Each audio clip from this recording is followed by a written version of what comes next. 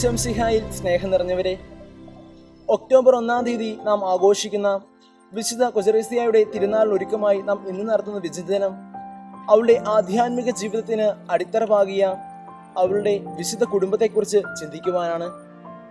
കുടുംബങ്ങൾ തകർന്നുകൊണ്ടിരിക്കുന്ന ഇന്നത്തെ കാലഘട്ടത്തിൽ സഭാമനസ്സിൽ ഉദിച്ചുയർന്ന വിശുദ്ധ കൊസറേസ്യയുടെ കുടുംബ പശ്ചാത്തലം അവളെ വിശുദ്ധിയുടെ ഉന്നതിയിൽ എപ്രകാരം എത്തിച്ചു എന്ന് ചിന്തിക്കുന്നത് ഉചിതമെന്ന് തോന്നുന്നു.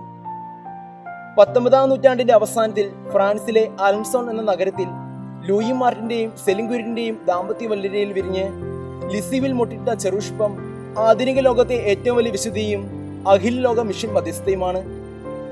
വാക്കുകൾക്ക് വിവരിക്കാൻ കഴിയാത്ത വിധ മനോഹാരിത യേശുവിന്റെ പൂന്തോട്ടത്തിലെ ഈ ചെറുസൂനത്തിൽ പ്രകടമാണ്. ഇന്നിന്റെ ദൈവവചനമാണ് അവൾ.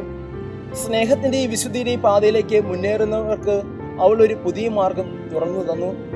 ദൈവത്താൽ ഐക്യപ്പെട്ട ആധ്യാത്മികതയുടെ അധ്യാപികയും ക്രൈസ്തവ കുടുംബങ്ങൾക്ക് ഉദാത്ത ഉദാഹരണവുമാണ് ലിസിവിലെ കൊച്ചുറാണി. 1823 ഓഗസ്റ്റ് 23-ാം തീയതിയായിരുന്നു ലൂയി മാർട്ടിന്റെ ജനനം.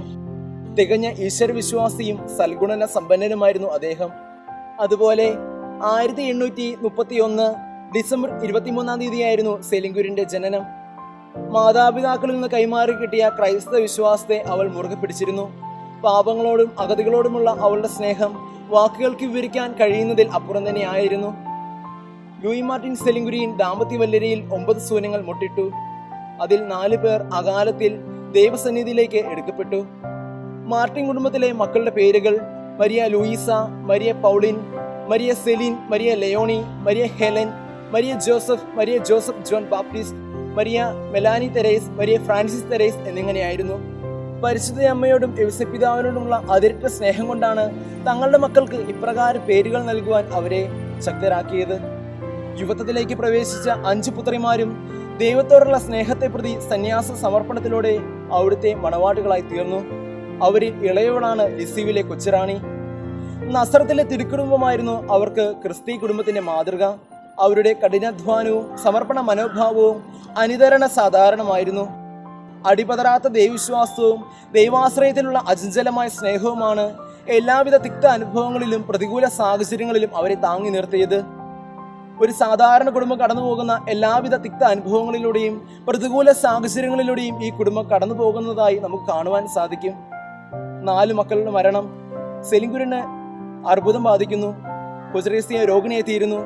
അപ്പച്ചന് ബുദ്ധിഭ്രമം സംഭവിക്കുന്നു. തുടർന്ന് മരണമടയുന്നു. കുറ്റപ്പെടുത്തലിന്റെയും കളിയാക്കലിലൂടെയും എല്ലാം ഈ കുടുംബം നീങ്ങുന്നതായി നമുക്ക് കാണുവാൻ സാധിക്കും.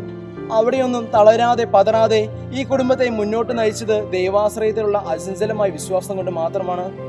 എല്ലാവിധ തിക്ത അനുഭവങ്ങളിലും പ്രതികൂല സാഹചര്യങ്ങളിലും ദൈവിക സാന്നിധ്യം ദർശിക്കുവാൻ അവർക്ക് സാധിച്ചു. സുദൃഢമായ വിശ്വാസത്താൽ നയിക്കപ്പെട്ടിരുന്ന മാർട്ടിൻ സെലിൻ ദമ്പതികൾ തങ്ങളുടെ മക്കളെ ദൈവവിശ്വാസത്തിലും ക്രൈസ്തവ സ്നേഹത്തിലും വളർത്തുവാൻ ശ്രദ്ധിച്ചിരുന്നു. സഭ നിർക്കർഷിച്ചിരുന്ന എല്ലാവിധ ഭക്ത അഭ്യാസങ്ങളും ഈ വിശുദ്ധ കുടുംബത്തിൽ നിലനിന്നിരുന്നു.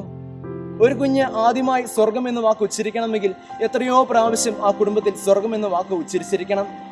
ഈ സൃഷ്ടപ്രപഞ്ചത്തിൽ മുഴുവൻ ദൈവിക സാന്നിധ്യം ദർശിക്കുവാൻ അവർക്ക് കഴിഞ്ഞുവെങ്കിൽ തന്റെ അപ്പച്ചൻ പ്രാർത്ഥിക്കുന്നത് ഒരു വിശുദ്ധൻ പ്രാർത്ഥിക്കുന്നത് പോലെയാണ് എന്ന് കുഞ്ഞിന് തോന്നിയെങ്കിൽ തീർച്ചയായും ഇത് മറ്റൊരു തിരുക്കുടുംബം തന്നെയാണ്.